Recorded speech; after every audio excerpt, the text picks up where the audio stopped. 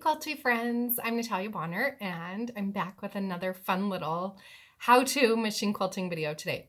So this little design that I'm going to show you is a fun design that I quilted here in this setting triangle. So it really could be done in any triangle, but actually it really could be done on any block. If you divide like any square block down into 4 blocks, 4 triangles, it really could be done on any block. But what I'm showing you here today, it's done on a setting triangle. So the tools that you'll need to quilt this design, just like I'm doing here, obviously I'm quilting this using my Gamma 22-inch machine. And the ruler that I am using here today, I'll use my 4-in-1 machine quilting ruler for just a minute, but then I'm also using a curved ruler by the Quilted Pineapple. Now, I know I'm going to get lots of emails saying, okay, exactly which curved ruler is that by the Quilted Pineapple? And I'm not going to tell you that, and it's intentional. The reason that I'm not going to tell you exactly which ruler it is, personally, I feel like you need to have this set of her curved rulers if you're really getting into a lot of curved quilting. And the reason I say that is because maybe you love this design and you want to quilt it in your own block.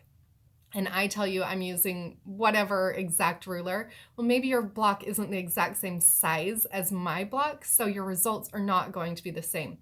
So I really love having the whole set of Linda, the Quilted Pineapple's rulers, because then I can kind of audition my rulers with my block before I actually start any of the quilting. So that's the little reason there. The batting that I'm using on this quilt is 1 layer of the Quilter's Dream wool batting, and of course I'm using my favorite thread, So Fine by Superior Threads. Just a quick little thing before we actually get to the video.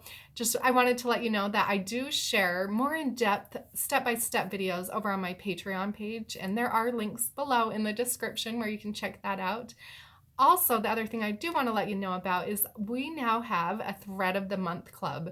So all the details for that are available again over on my website, peaceandquilt.com. But it's a fun subscription type service where we send you thread every month. So we have a couple of them. We have one for the bottom line thread and also one for the So Fine thread.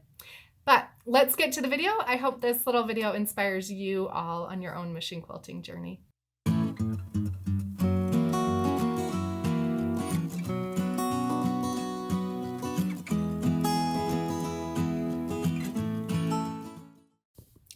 All right, so you can see here, like I mentioned, I am using one of the curved rulers by the Quilted Pineapple. They are available on her site. It's thequiltedpineapple.com.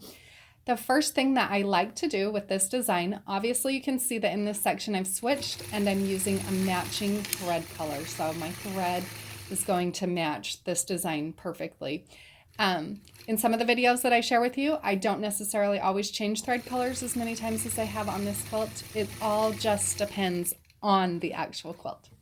So the very first thing that I like to do is start out. I'm starting in that outside corner and stitching a curved line following the side of my ruler right to that center top point of the triangle.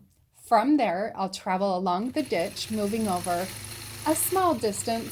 For this particular design, I'm using a 1/2 inch spacing. So after I've stitched that up my ditch 1/2 inch, I'll stitch a second line back out to, out to where I started, that starting corner. Now I'm using the markings on my ruler to make sure that the spacing of these lines is a 1/2 inch apart. A really nice thing about machine quilting rulers is the markings on them can help you eliminate some of the markings that you might have to do otherwise. So then I've moved over to the opposite side of the block, and once I'm on the opposite side of the block, I'll repeat the same pattern. So I'll stitch from the outside corner to the inside point, then I'll stitch from up about a 1/2 inch, traveling along my ditch, and then back to that outside point. From there, I'm going to then start to build fun curved lines, working in towards the center. So you can see when I get out to the outside point, I'll move a 1/2 inch along my ditch and then stitch down to my previous stitch line. I'll travel along the previous stitch line to the top point. From the top point, I'll travel down the opposite side, the previous stitch line, about a 1/2 inch. From there, then I'll stitch a second curved line, or the third curved line, whatever you want to call it.